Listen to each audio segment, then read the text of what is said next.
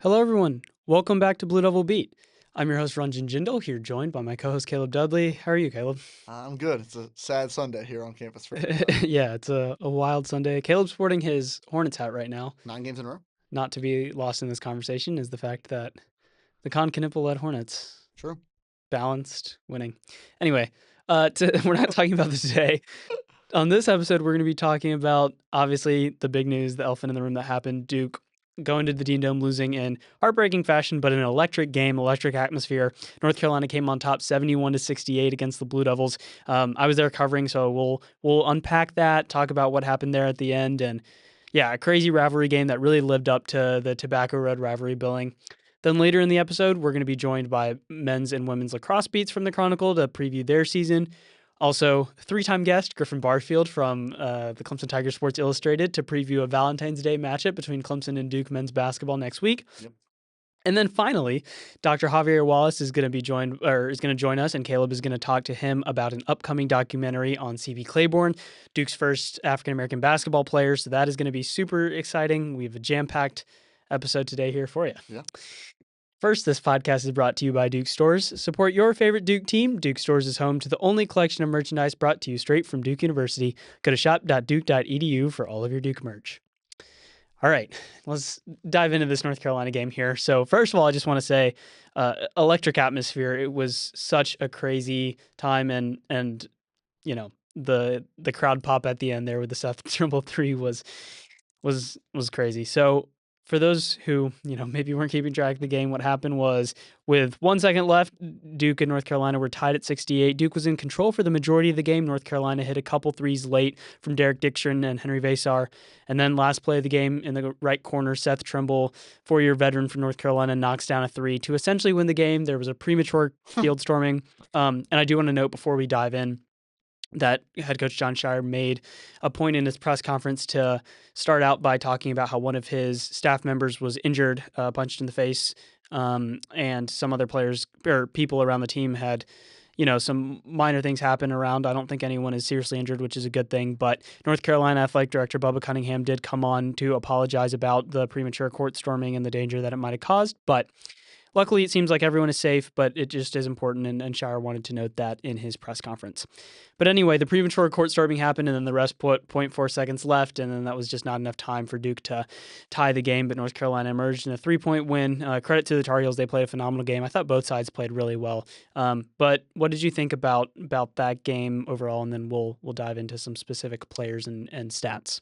Yeah, I mean, I think it kind of went the way that we outlined last week it could go when we talked to the Dewey Tar Heel.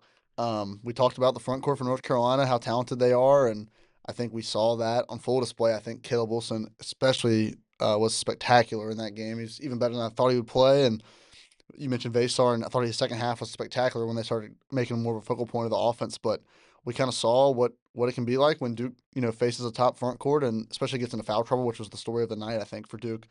So I thought, like you said, I think it was a great game, but kind of illuminated some of the problems Duke can have, especially fouls, I think, with the depth that Duke kind of lacks this year. Yeah, so let's start in that first half there. So Duke got out to an 18-5 lead, and then what kind of got it started is Caleb Wilson hit this miraculous 17-footer on top of Malik Brown. That was a tough shot. Then they kept going to Caleb Wilson, and he started to get more confidence with every bucket that he made. But I mean, North Carolina looked dead in the water. Duke's offense was clicking, especially early. Those off-ball screens, a lot in the paint. And I think that really changed the trajectory of the game, Caleb Wilson getting hot there. Why do you think Wilson was so effective, and what do you think makes him such a talented player there? I mean, yeah, I think you can make the argument at this point that he's right up there with the Cam Boozers, Darren Pearsons, AJ Advances of the world, and I think he put that on full display last night. He's super athletic. He's a freak, and he just plays so hard at all moments of the game. You could just tell last night that he wanted it more than a lot of the other guys on the floor, and some of those shots and the shot over Malik obviously was a tough shot, but he had some really nice moves on Brown and Boozer and Gungwa to get easy kind of looks at the rim, and I was impressed with his shot making outside of the paint. I know it's kind of hasn't been the strongest for him this season, but I thought his shot looked pretty good. I think he hit a 3 too, right? So, thought his shot looked really good. Free throw line, he was 6 for 6, and so I thought he was spectacular. Everything he's lived up to be for North Carolina, and that makes them a really challenging front court to play against. Yeah, and you mentioned those moves there, and what they really did is got those three into foul trouble. So Boozer, Gangba, and Malik all had two pretty early in the half, and then Pat picked up his third. And what really happened there is I thought Duke, for the end of that first half, for having all those people in foul trouble, weathered the storm pretty well. I mean, Shire 100%. mentioned that in his press conference. Duke got up to a 12-point lead at halftime. There were a couple threes there late from Caden Boozer, Dame Sar. I think Cam also hit one there late in the first half. And that was a moment where I thought North Carolina could have made it really close and even maybe taken the lead going into half. But Duke, credit to the Blue Devils and Shire, really held on, and Shire trusted Boozer. He stayed in the game with 2 fouls. He doesn't really commit too many fouls, so I didn't think that was too much of an issue. He had 2 the rest of the way. But what it did do is in the second half, North Carolina was finally like, okay, let's pound the paint. Because I was confused why they didn't go inside more in that first half. They had some poor shot selection in the end of the first half. Then they went to Vasar, and he started, getting scoring at will against Cam Boozer because he had to be more careful. Yeah, more hands off, if you will. Hands off is not in Malik Brown's dictionary, but that led to a couple more fouls from him. But majority, I thought it just made it difficult for Duke to contain North Carolina's post players. Yeah, I think especially Pat. I mean, I think Pat played 16 minutes and got 5 fouls. Like that's just it's something that has been a problem for him. And he plays a kind of as the kids say, rage baiting kind of game, and he likes to get involved with mix things up with some other guys. And I thought some of the fouls he got, I mean, just things that just unnecessary. One jumps out is Wilson got by him, or I don't even think he was guarding him, and he got by somebody, and Pat came over for the help on a dunk attempt, and just let him dunk it, and just there was another foul I think where he just had one hand on Vasar for a rebound and picked up a foul. So just can't do that, and something that I thought maybe he would have grown out of at this point. But I think foul trouble's been a problem for him. I think he averages 4.9 per 40 minutes, so just about a foul at every single game if he plays the whole game. And Duke doesn't have a fourth big. They have 3 guys, but Pat's by far their tallest guy, biggest guy, so they don't have another center behind him. And so when he gets in foul trouble like that, it really makes things hard on defense, especially against a really good front court like North Carolina. Yeah, and I mean, I really think the story of the game stats-wise was that second half field goal percentage of 60.7 from North Carolina, 61% there, and 71% from 3, although they only took 7 threes total. 3 of them at the end were huge in that second half. But, I mean, going inside, making some tough shots. I thought Trimble made some tough shots inside, Vasar and Wilson. I don't think Duke played terrible defense per se in the second half. I just think they had to be a little bit more careful. And then I thought transition, North Carolina did a great job in the second half, pushing it in transition. They're a fast team. They didn't do it as much in the first half, but that was big for them in the second half. And then Shire mentioned that, and then he also mentioned a weakness for Duke was just being stronger with the ball on drives. There was a couple times where Duke was driving inside and couldn't finish or was bumped off its path. Yeah. I honestly thought Duke ran really, really solid offense for the first 30 minutes of the game, but, kind of got into a little bit of iso ball or a little bit of a couple missed shots there at the end. But honestly, it's just 2 really good teams going at it, to be honest. Yeah, touching on kind of the ball security portion, Duke had 8 turnovers, which isn't a terribly high number, but what I was impressed with in the second half and bits of the first half too was the ball pressure North Carolina played with. I thought they really did well to disrupt. They brought out a trap a couple times, full court trap. And I thought it really messed Duke up, just kind of threw him off rhythm, especially against Cam Boozer. They threw a couple doubles at him, and he had some uncharacteristically bad passes out of him. Yeah. Usually he's really solid out of those, and he had 4 turnovers, only 2 assists. So when they sent Vasar and Wilson at him, he seemed like, kind of clouded his vision, made it tough for him to make some passes. Yeah. Remember, he threw one over Dame Sar's head. And so just not something you're used to seeing out of Boozer. I think Boozer played spectacular. He had 24 points and 11 rebounds. But I thought North Carolina, that was a nice wrinkle they threw in there, and some of the better defense I've seen from them all year in some spurts there. Yeah, totally agreed. I thought that double was effective. You mentioned Boozer. It's funny because a quiet 24 and 11. Yeah. I felt like Duke for the majority of the game responded to every North Carolina run. I mean, obviously except the last one with some quality 3-point shooting. We mentioned how Duke hasn't been shooting the ball well of late. Boozer hit a couple tough ones. Caleb hit one in the second half. Dame Sar, though, I want to talk about him because he had a couple where his toe was on the line. So really, he could have had 4 threes. He really could have had 4 threes. He basically made 4 threes. Yeah. But right now, 5 of 6, 2 of 3 from deep. He had not made a 3-pointer since the Cal game for the Blue Devils. And so this was huge for his confidence. Shire mentioned in his postgame, the lights were not too bright from him. He made the first shot of the game for any team, and that's obviously the most nerve-wracking shot, especially in the Dean Dome. So I thought for a freshman, that was a phenomenal performance from Dame. And two-way wise, he was able to put some ball pressure on North Carolina guards. Yeah, I thought he was spectacular. I mean, maybe his best game he's played. I'll call it his best game of the season. Especially on offense, I think. I mean, defense, I thought he didn't have as much of a assignment as Jaron Stevenson a lot of the game, and he was not as much of an option for North Carolina. But I don't think putting him on Wilson would have done much. I mean, I think a little undersized. It's kind of an advantage North Carolina has there. But yeah, I thought he played spectacular. I think on the flip side of that is the rest of the bench, Nick Hamini especially, didn't have a night to remember. He was 3 minutes, -7 plus minus. So I thought Caden honestly played well too off the bench. So I think the bench played okay. Malik obviously was found in foul trouble like we mentioned, but I mean the teams combined had 13 bench points, so it was really the starters going at it. Two really good starting fives. Yeah, and one thing of note, as Duke goes on, I think Isaiah Evans is going to need to produce a little bit more. I mean, he's doing such a better job this year attacking the basket and driving, and I never thought I would say this, but I think he needs to shoot a couple more threes. He hasn't, and I think that partially is his confidence. You could see his body language, especially in the second half, I noticed.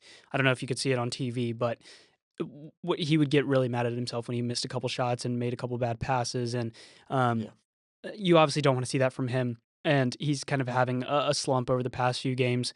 But his ability to stretch the floor, especially, we'll talk about Clemson later, but that, I think, with Clemson being such a good 2-point defending team, Isaiah can stretch the floor and obviously make it tough. Because if he's, hot, I don't know if anyone can stop this Duke offense, especially with the sets they run and how well they pass. I mean, Malik Brown had some. I mean, he always does have good passes, but just good reads. I think we've grown. You don't want to, take it for granted how well they run their sets. And so I thought Duke did a good job of that for the majority. But, shooting's got to improve for a team consistently. I thought this was one of their betting shooting performances. Got a little cold at the end, but yeah.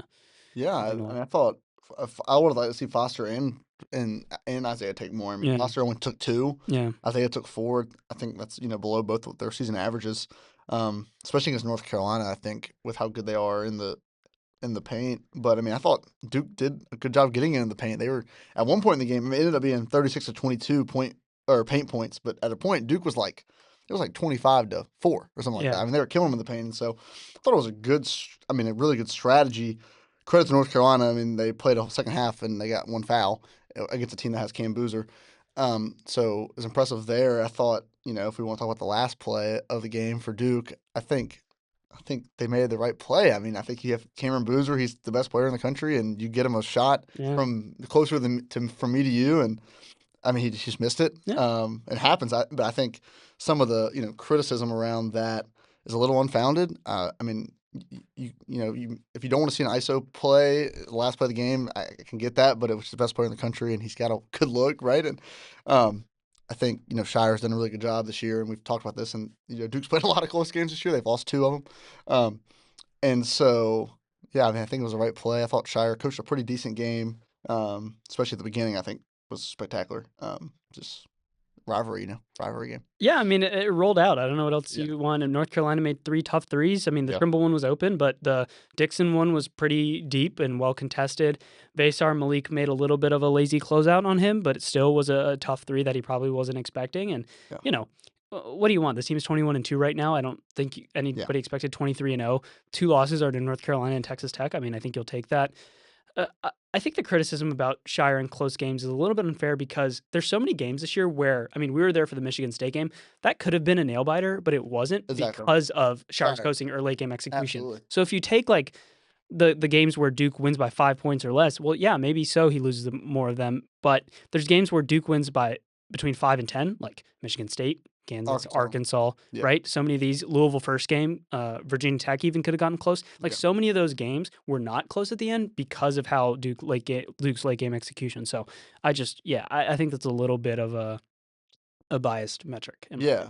I mean, and going to the one last night, I mean, who do you want to shoot the ball? No. Like if you're gonna get Cam Boozer at the rim, that's the best shot you can get. I mean, that's the best shot you can get, right? Yeah. Like going to the Florida game, I think the Florida game was a great wrinkle off of that with the ghost screen from Isaiah for the win. But like you can't run the same play every single time, right? So Yeah, I think Shire's done perfectly fine with Duke's 29-2 or whatever they are in the last 2 years in the ACC. And they've got, a couple big opportunities coming up. I'm sure there'll be some more close games, so maybe Shire can put one in so people can take the heat off of them. Yeah. We're going to be talking about the Clemson game with Griffin Barfield in a little bit, but yeah, again, a great game from both sides. And, something that Shire mentioned is I think this loss could bring the team together even more than a win could with the heartbreak that you feel, and you feel more camaraderie in the locker room, especially with how it ended. I think this team is going to come out of it better. So, yeah. All right. We'll be right back. All right, everyone. Welcome back to Blue Devil Beat. We are now joined by Griffin Barfield, who is the assistant Clemson beat writer for the Clemson Tigers on Sports Illustrated. Griffin, third time on Blue Devil Beat. Welcome back. How are you doing, man? I'm doing great. As always, I appreciate you guys having me.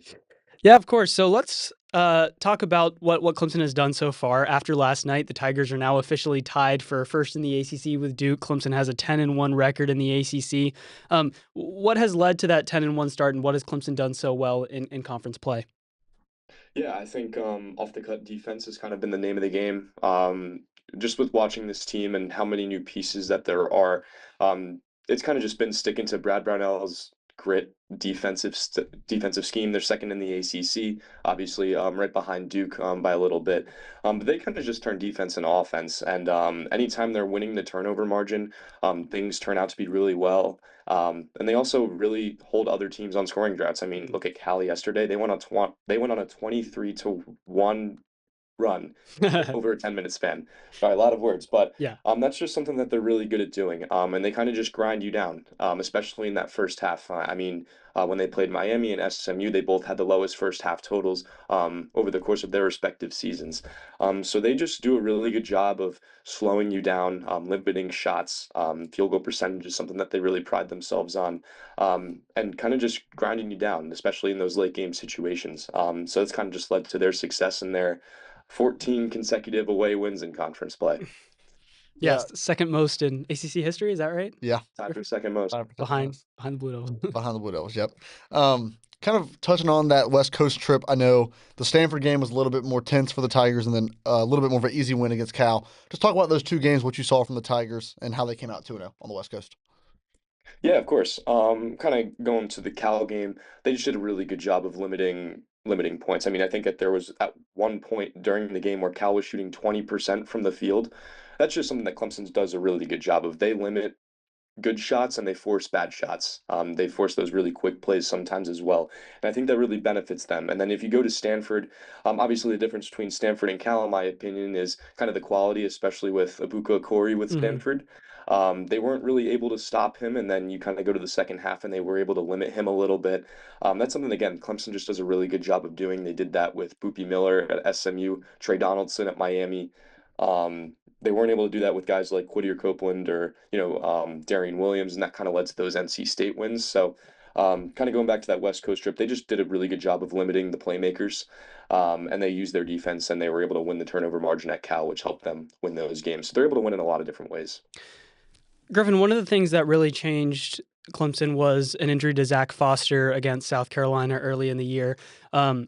With so many new faces, Zach was a freshman who really played with a lot of pace, has a lot of athleticism, and is a fun guy to watch. But when he went down, Clemson kind of changed how they played. What did you see from that adjustment from Brownell's squad? What did they change, and how have they responded to Foster's injury?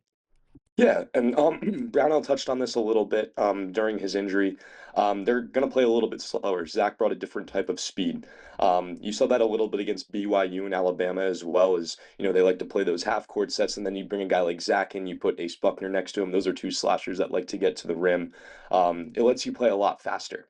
And having that loss, that deficit, and especially with the guy, he was one of the top recruits in Clemson basketball history.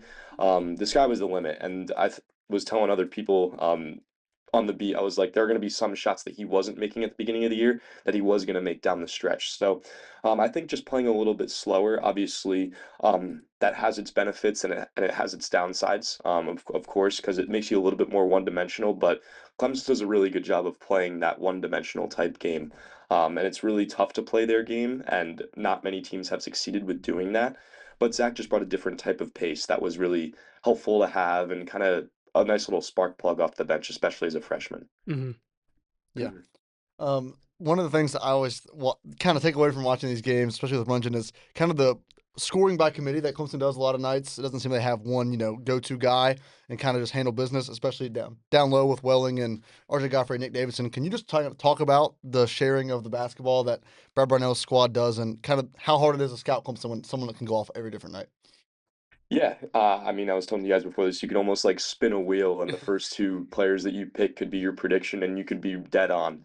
That's just kind of what this team does. They look at the ways that they can win games, and I think that they're a very complete team that they just really trust each other, and Brownell has really touched on that as well.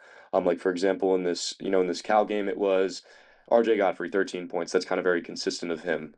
Jake Walleen, that doesn't really happen a lot, honestly. But he is able to hit those key shots. Same thing with Carter Welling. Nick Davidson had a big game against Stanford. Ace Buckner. Every player has kind of like their set plays. And it's kind of just all about knocking down shots. And if there is a hot hand, they're going to feed the hot hand. Like Justin Porter has had 2 games of 20 points or more.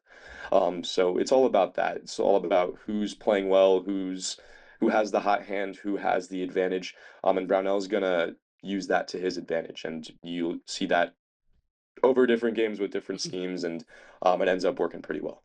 It's funny, Clemson has not had a player score 20 points, a player score 20 points since the Boston College game on January 13th. And it's so funny, like Godfrey leading the team with 13 points in a blowout win by 22 is so indicative of how they share the ball. Very opposite of Duke for Duke fans in terms of the scoring percentages. Griffin, just overall, what Brad Brownell has done with this year's team. I mean, you lose so many guys. You retain just Dylan Hunter, a point guard, and obviously Dallin Thomas redshirt minutes. But you bring in so many players from the portal. You mentioned Justin Porter, Walleen, Nick Davidson, Carter Welling, RJ the Boomerang transfer. I mean, I don't know. This is one of the best coaching jobs in the country, I feel like, this year. What has Brad Brownell done so well to not only bring about chemistry so fast, but also find guys that fit the Clemson mold and how he wants to play in the portal? Yeah, I think you got to give it to the seniors. You got to give it to Dylan Hunter, being able to unite this group so quickly. And RJ Godfrey too. Boomerang transfer. He actually called Brad Brownell his first day at Georgia. He's like, I want to come back. Really? Yeah. Wow. So it's just a really, really good leadership. Yeah. And everyone kind of just gathers around Dylan and RJ. They trust their expertise, obviously, with the Elite Eight run, with the success that they've had. And Brownell just really trusts that group, and he trusts Dylan and RJ to be able to lead by example and really welcome not only the transfers, but the freshmen as well. Like RJ is just a really charismatic guy that likes to bring everybody in, especially over the past summer with kind of just that gelling. So yeah, even to your point, Ranjan, I think, this is one of the best coaching jobs in the country. He's not asking too much out of anybody. It's kind of just everybody's doing their share. It's a little bit of ethical basketball, as those like to put it. But yeah, I think it's just give credit to that senior class because they've done a really good job of helping the group gel, especially on the road, which has led to that success. Yeah. Obviously, we talked about kind of the cast of characters. It could be anybody's night. If you had to spin the wheel ahead of Valentine's Day for Clemson, who do you think's the X factor for this game for the Tigers? Yeah, I think, Clemson, they're best in the ACC in bench points. So I would trust a guy off the bench. I would trust Nick Davidson. To be honest with you, he's gotten better as the season has gone on, and he's really been trying to find that role. Right. He started at the beginning of the year, and then after kind of the Alabama game, during that Cincinnati game in December, then the lineup switched, and he went to the bench, and he would come on with Ace, and I think he's going to be that X factor that people should watch. I mean, if he's able to score between 12 to 15 points off the bench, that's only going to help their chances. Even if that is a pick and pop, or even if that is an N1, he brings a lot of energy and he brings a lot of juice that could be helpful to those starting five guys. I think another X factor would probably have to be Carter Welling. Then, obviously, the question is going to be how are you going to stop Cam Boozer in this situation? And dare I say, there probably isn't a way, but I think Welling is going to be your best bet. He was the Defensive Player of the Year last year. His defense is going to be really helpful, especially with limiting those second chance points and limiting Boozer, obviously, to the best of his ability. It's a good segue into this matchup. It's interesting. Clemson has kind of had Duke's number of late, winning 2 out of the 3, and even a couple years ago in Cameron bringing it down to the wire. It seems like a clash of strengths here. Two of the top defenses, the top 2 defenses in the ACC, especially in conference play. Duke has the top 2-point scoring offense in the ACC. Clemson has the best 2-point scoring defense. What are some stats that you're looking for or key players matchups that you want to see for Clemson to knock off Duke and Cameron Indoor and make this an upset? What do you think has to happen from Clemson?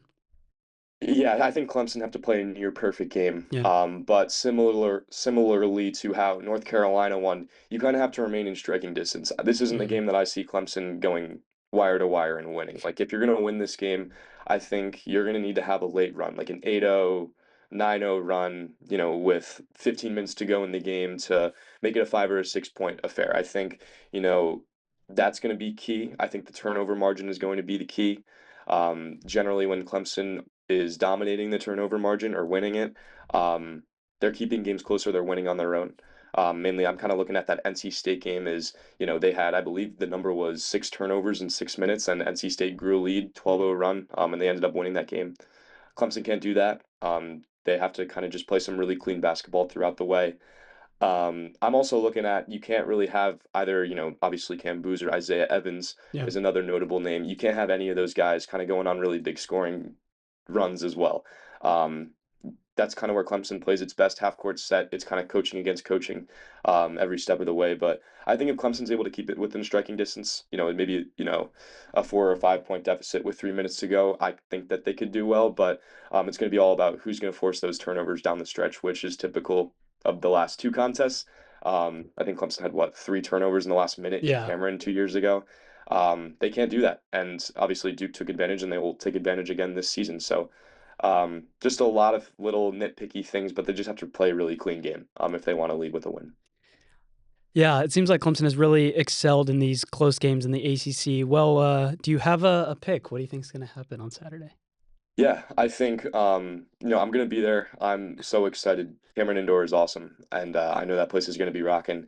I'm expecting first place against first place. Obviously, Virginia Tech's tough team with Clemson on Wednesday, but I do think that Duke wins this game. I think that they're the better team. I think that, coaching, I think every season John Shires became a better coach, better head coach. And I think that you're really going to see that. Cam Boozer is going to be really impossible to stop. And for Clemson, a question that they've had over the course of the season is who's going to be that closer? Obviously, it was Chase Hunter for the last few years, or Joe Girard, obviously. They don't really have that this year. Like, you can't consistently give a player the ball and tell them to score points. I think Duke's going to win this game. I think it's obviously going to be close, but I think you're going to really trust that star power down the stretch. It's home court. Obviously, it's a high stakes matchup now. I think Clemson will be, a top 18, 17 team. So Duke's going to bring their A game. I think, Duke's going to win by between, 7 or 10 points. Yeah, I tend to agree with you. I think it'll be a fun game. Cameron Indoor should be rocking on Valentine's Day. Griffin, thank you so much as always, and great analysis. Where can people find you now on SI and personals? Tell everyone where they can find your work. Yeah, X is just Barfield Griffin. And then anything on my end, it would just be on ClemsonTigersOnSI.com. Awesome. We'll definitely check out Griffin's stuff. We're excited to welcome you into Cameron next week, and it should be a fun matchup. Griffin, thank you so much as always for joining us. Of course. Thank you guys for your time. All right, we'll be right back. All right, I've always loved having Griffin on to talk some Clemson stuff, and I think he really hit the nail on the head there. This team is a balanced, talented defensive squad, but I think Duke is a little bit better than Clemson. What are your thoughts on this matchup, and maybe what do you think is going to happen for the Tigers? Yeah, I think Griffin was spot on. I think obviously the Clemson kind of spread of points and kind of their roster construction is pretty unique, I think, this year in college basketball. And I'm with him. I think Duke wins by a decent margin, nothing crazy. But yeah, I think Duke's just a little bit. The talent gap is a little bit too wide, I guess you could say, especially down low. I'm interested to see how they guard Boozer and Gungba. I think Boozer has another, Cam Boozer day, 25 points, 10 rebounds. I think Isaiah Evans and Kale Foster hopefully will take up a little bit more at home. I'm sure they're a little motivated after this performance they had against North Carolina. So I think Duke wins by 5 points maybe. I think it'll be a close one. Duke pulls away, wins the foul game at the end, a couple free throws, and gets it done. Yeah, it's funny. We were talking with Griffin about this, but Clemson thrives in these close game scenarios. The Tigers are very, very consistent at grinding out a close ACC win. It's low scoring. There's this Evan Mia graphic, which we can maybe put this up on the screen. But first of all, shout out to our Dom Fenolio for talking to Evan Miyakawa on his stats article. Everyone should go check that on the website. But it shows consistency for teams on the y-axis and efficiency rating on the x-axis, what you see is that Clemson has very low volatility game to game, almost the lowest in the country. I think Arizona looks a little bit lower, but so you know what you're going to get out of this team. Right. But the efficiency rating is further down beyond like the Arizonas, UConns, Dukes, Purdue, Michigan, Houston, etc., showing that, you know, they're not quite as offensively explosive or good efficiency against other teams. So I think that the bigs inside are also going to be good for Clemson because they have size. You know, Duke's not going to overpower Clemson size-wise. They have those three centers or three possible centers in Davidson/forwards, Davidson, Welling, and Godfrey. I think Jake Wallin is another talented wing who's tall. But, you know, I think the size advantage for Duke is on the guards. You know, Justin Porter's a smaller guard. I think, like you mentioned, Foster, Isaiah Evans are going to be big, and they can Dame Sarr. They can possibly take this win for Duke. It's going to be low scoring. It's going to be some fun basketball. 100%. These are two very, very well coached, solid basketball teams. I don't think there's going to be a lot of turnovers. It's going to be low scoring. It might be a little ugly, but it's going to be a fun game to watch. And I think Duke wins from the 4 to 6 range points wise. Yeah. All right. Well, yeah. Everyone come out to this game if you're a student. It's going to be electric stuff. It'll be a fun matchup and in Cameron on Valentine's Day. All right, we'll be right back to talk to Mackenzie and Lucy, two of our lacrosse beats, to preview some lacrosse. All right, everyone, welcome back to Blue Devil Beat. We're super excited to be joined by two lacrosse beats here. First up, we have Mackenzie Sheehy, who is our head women's lacrosse beat. Mackenzie, welcome back to Blue Devil Beat. Thank you so much for having me again. Yeah, of course. And our first-time guest, we have Lucy Glynn, who's one of our men's lacrosse beats, to preview the men's lacrosse team. Lucy, welcome to Blue Devil Beat. Super happy to be here. Thank you. Of course. Yeah, so we're excited. We're going to start with Mackenzie, who's going to take us through women's lacrosse, and then we'll flip things over. Caleb is going to interview Lucy. Mackenzie, let's start with women's lacrosse. So, you know, the first couple of years that, you know, we were here and you were covering the team, they struggled. And then last year, 2 tournament wins, probably some higher expectations coming into this year. What are the expectations coming into the season after, you know, a better than average season for the lacrosse team last year? Yeah, I mean, I think the expectation, especially among ACC teams, is you always want to go super far in the tournament. I mean, the ACC is one of the most talented conferences in women's lacrosse, and Duke has the ability to be right up there. So they're expecting to make the ACC tournament and make a deep run. They're expecting to make the NCAA tournament and do as well, if not better, than last year. But the expectations are certainly high. I think they also have a group where it's a mix of returners and a mix of new faces, and they really have the potential to be very good and go far. And so that's absolutely the expectation they have for themselves as well. Yeah, Kirsten Kimmel, a longtime coach, is still at the helm for the women's lacrosse team.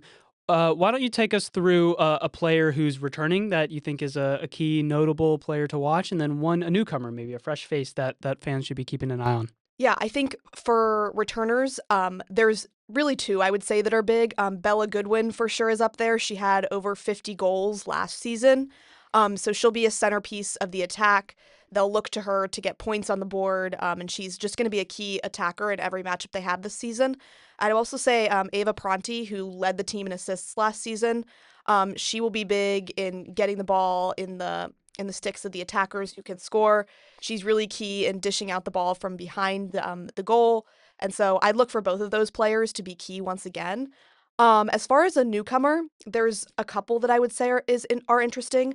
I'd say she's not necessarily a freshman, but Avery Duran, who's a transfer from Brown this year, already got a point on the board against High Point in their first game of the season. As far as freshmen, I was just looking, there's 10 freshmen this year, which is insane, a massive class. So you could field almost an entire team with just the freshmen, but someone that was key in the High Point matchup was Quinn Whitaker. She had a slew of awards coming out of high school. She had 3 goals in the game against High Point. So I would look for her to be key, but you never know with so many freshmen. You could stick any of them in the game and they could make a difference, which is a great problem to have as a head coach. And you mentioned the High Point game. Duke kicked off its season with a 14-6 win against High Point. Seems like a team that Duke was better than, but anything of note from that particular kickoff game? Yeah, I mean, they were expected to win that and win that by several goals. I think the key thing in any matchup, and that's good to see from the start of the season, is you have multiple attackers scoring goals, multiple people getting more than 1 point on the board. because obviously the more threats that you have on the offensive end, the harder it is for any team to defend you. I also think the thing that's interesting is Kennedy Everson graduated, who was their goalie last year. And so I believe they had a redshirt freshman, Hope Schudel, who was in goal for them on Friday. But they have 4 different people that could go in and be the goalie at any given point. And so I think seeing who Coach Kimmel ultimately decides to put in net will be key for the team. And whoever that is developing chemistry with the defense will be key, especially as they face off against some really difficult opponents in the ACC. Yeah, and you mentioned this is a perfect segue into the ACC schedule. Is there a matchup in there that you're particularly looking for that could be a measuring stick type game for this Blue Devil team? Yeah, I think, again, this is one where there's 2. I think anytime you play Boston College or North Carolina, both powerhouses in the ACC. North Carolina won the title last year. They have Chloe Humphrey, who won the Tewaaraton Award. So I think those are games that you never know whether you are necessarily can go in and win. I think this team is definitely talented to put up a fight and win, but really seeing how you do against those opponents that are consistently talented, consistently among the best teams in women's college lacrosse, I think looking to those matchups and seeing how the team performs will really be an indication of where they're at and where they'll be going into postseason, especially because North Carolina is their last regular season matchup of the year. Awesome. Yeah, it seems like a difficult challenge. A final question for you. Give us kind of a ceiling and the floor for this team this season and maybe where you think the team is going to end up finishing in postseason play. Yeah, I mean, I think your best case scenario is you pick up maybe a win against either Boston College or North Carolina, but even if that doesn't happen, I think they're capable of winning against, every other team that's in the ACC. So I think winning out in conference play, aside from those 2 games, or maybe picking up a game there, I think they're capable of making it to at least the semifinals in the ACC tournament, and once again, making a deep run in the NCAA tournament. However, the fear is, and what has been a pattern with this team is, no one is going to blame you for losing to a Boston College or a UNC. Sure. They're always good and they're always going to put up a fight. I think the concern is, can they win against the other ACC opponents that they face off against? Because they have a tendency to play a game that they should totally win, and then it becomes a game that they lose by a goal, or they win, but it's super, super close, and it should have been a lot larger of a margin. So if they can be consistent and win the games that they know they can win and really put up a fight against those other ACC teams that are going to be tough, that's great. But if they can't, they could easily be in a scenario where they just barely have a winning record and then maybe make the ACC tournament, maybe make the NCAA tournament, but then it kind of just ends up evening out to being mediocre. Yeah, definitely a range of possible outcomes for this team. Kimmel's in her 30th season. Well, Mackenzie, thank you so much for talking about this team. Their next home contest is February 15th at home against Johns Hopkins. And then the first home conference matchup is bringing in Cal from the not Atlantic coast on February 28th in Koskinen Stadium. That's a Saturday at 3. So definitely check out some of those matchups. And now we'll flip it over to Caleb and Lucy to talk men's lacrosse. Yeah. Let's start off kind of same format. I know you covered the Utah game this week. Duke's now 2-0 with wins against Bellarmine and Utah. First, let's just start with that game, kind of general takeaways from that as Duke looks to have another good year in the ACC. Yeah, I think the Utah game was a big example of how much new talent is getting off-putted by the offense. You've got a lot of big new players in the freshman class, but also transfers coming in. Looking at last season, I believe 40% of our points only transferred over, point scorers. So that was a big thing going into this season, is how is Duke going to run its offense? But then looking at the other end, our defense really was strong. Duke's got a lot of strong returners on the defensive end. Definitely still working through some issues, though. Yeah. Like we asked Mackenzie, can you just give us maybe one player, a returner, and then a newcomer that has been, you think, an impact player so far or will be later in the season? In terms of a returner, I definitely think senior midfielder Max Sloat is definitely the one to watch. He got several preseason ACC honors, was also ACC Offensive Player of the Week last week, and then in the Utah game scored 2 goals, I believe. You just see his percentages increasing over the years, and right now he's boasting his greatest shot percentage so far in the season. So I'm excited to see where he goes. In terms of newcomers, I'm actually going to spotlight 2. Like I mentioned earlier, we've got a big freshman class similar to women's lacrosse, 10 freshmen, and then we also picked up some transfers. the first freshman I want to spotlight is Michael Ortlib. He notched 3 goals against Bellemere and 2 against Utah, and so you really see him stepping in. He was the first goal scorer for Duke against Utah, and I think 30 seconds into the game, so really got the fire going there. And then Kyle Colesley is a Virginia transfer, and he is just coming back from a season-ending injury last year, and so it's been cool to see him back on the field and really contribute to this Duke team. Yeah. Obviously, the ACC, much like women's lacrosse, is probably, the dominant conference in lacrosse, if not, one of the most dominant. So is there a certain team in the ACC you're looking forward to Duke taking on this season, and why? I think personally it's always going to be the UNC matchup. UNC and Duke are pretty closely matched in the early preseason rankings right now, and there's nothing like a rivalry game, so we're looking forward to that. Yeah. And then, obviously, I think Duke's 11th to start the season inside lacrosse. Give us, a floor and a ceiling for Duke as they try to have a bounce-back year after a little bit of a disappointing year last year. Yeah, coming into this season, definitely wanting to be a little bit more consistent throughout the regular season. We saw a lot of ebbs and flows in terms of game performance last season, only barely kind of punching that ticket into the ACC tournament. And so looking to kind of more definitively determine our spot there. I'm ambitious about this team. I could see them making it to the championship in terms of the ACC, but hopefully realistically making it at least to the semifinals. And then again, in terms of NCAA play, definitely making it far. But like I said, this is a team that kind of ebbs and flows. And so the biggest struggle will be kind of similar to women's lacrosse, keeping a consistent ACC record throughout the regular season. Yeah.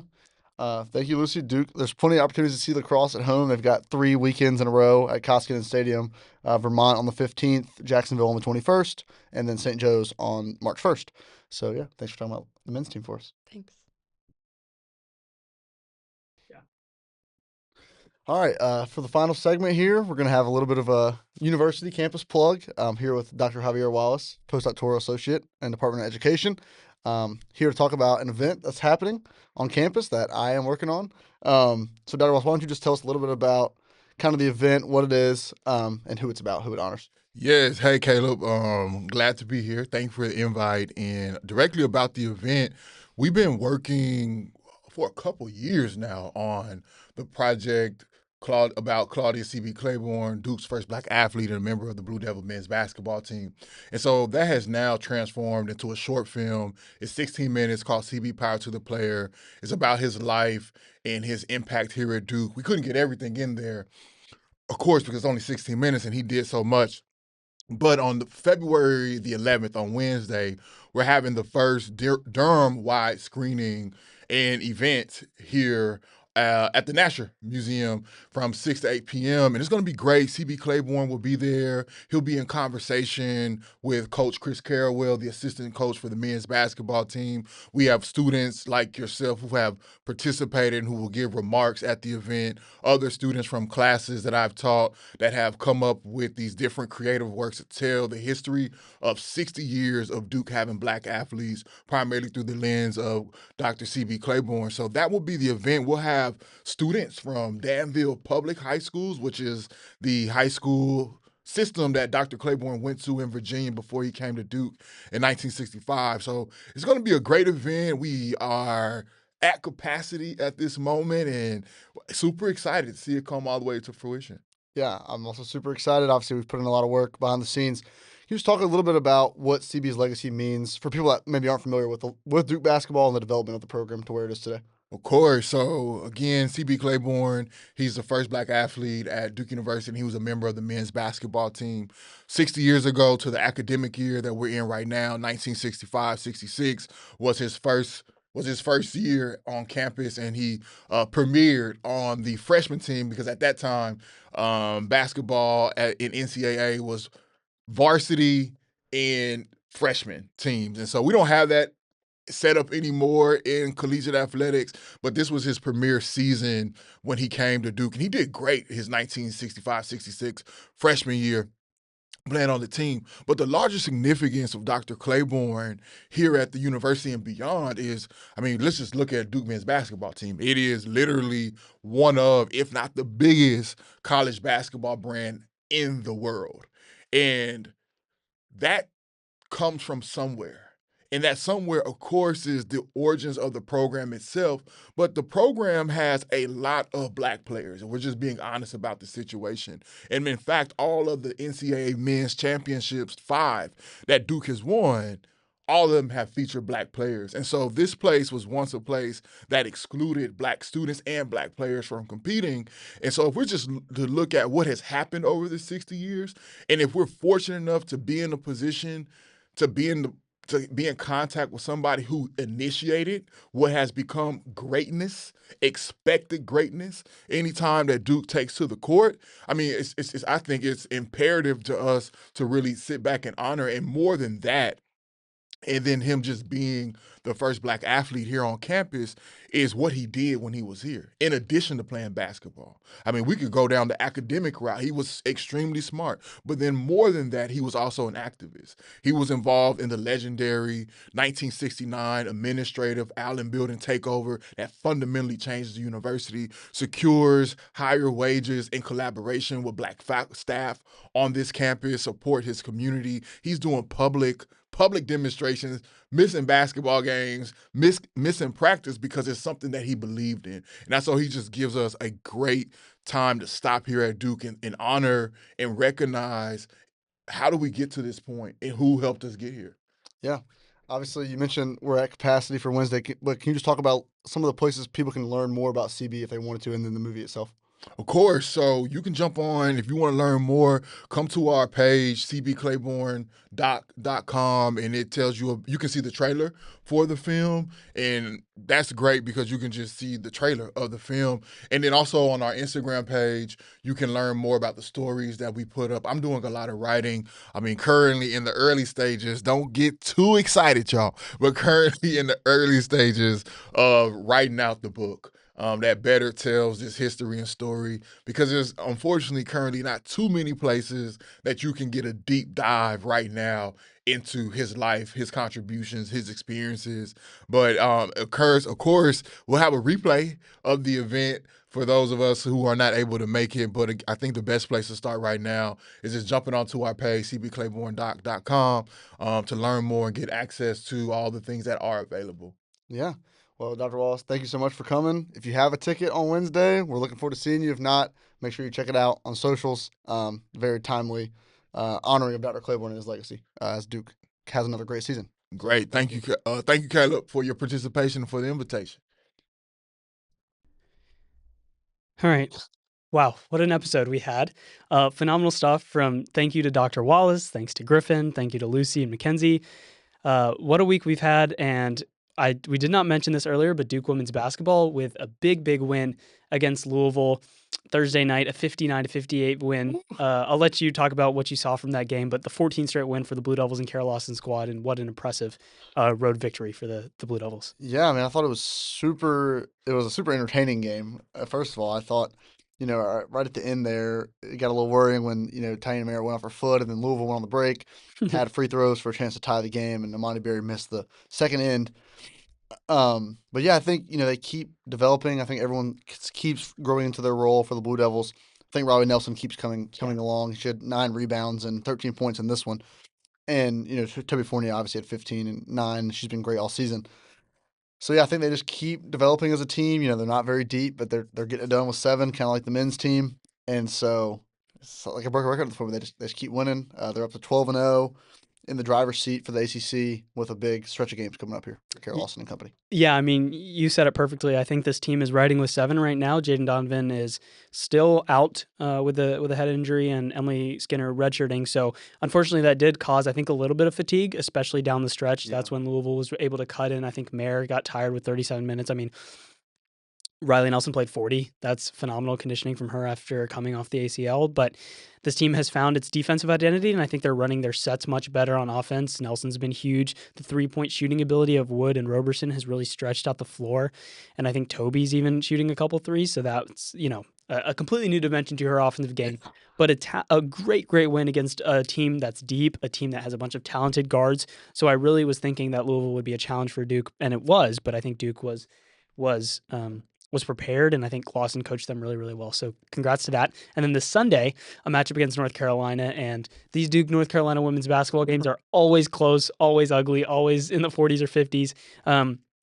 Two of the best defensive teams in the ACC once again, and I think this will be no different. I think Duke's a little bit of a better team than North Carolina this year. I think North Carolina has played really, really well of late. They've won 6 straight, including a classic 53-44 win most recently against Clemson. I mean, holding teams to 40 is, crazy. India Navarre's the one of the talented scorers on that team. Nyla Harris also leading with 11 points per game. But this is a different look UNC team for Coach Courtney Banghart, but it'll be a fun one in Cameron Indoor. Yeah, I think looking at their breakdown, they're kind of like Clemson. We just talked about Clemson. Yeah. They've got 5 players averaging 9 or up.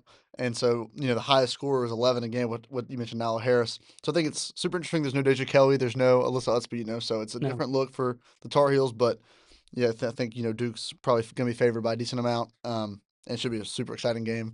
I know it's a attendance event for Tenting, so I'm sure it's going to be jumping in Cameron this weekend between the Clemson game and the UNC game. So it'll be awesome. Yeah, Pat Cameron for that. And then we're going to talk next week when we do the podcast. We'll recap this week in Duke women's basketball and also preview a big contest against NC State, who is also playing the best basketball of their season so far. Another talented ACC team who had I think they lost by 2 to North Carolina in a really good game last week. So a lot of great stuff on the horizon for basketball. This is the mid-February point where we're getting ready for the ACC tournament and all that good stuff. So exciting across the board for this final third of ACC play. Yeah. Great episode. Thank you guys so much for listening. I hope you guys have a fantastic week, and we'll be right back. No, we're not going to be right back. We're going to be back next week. For Caleb Dudley, I'm Ranjan Jindal. This has been Blue Devil Beat.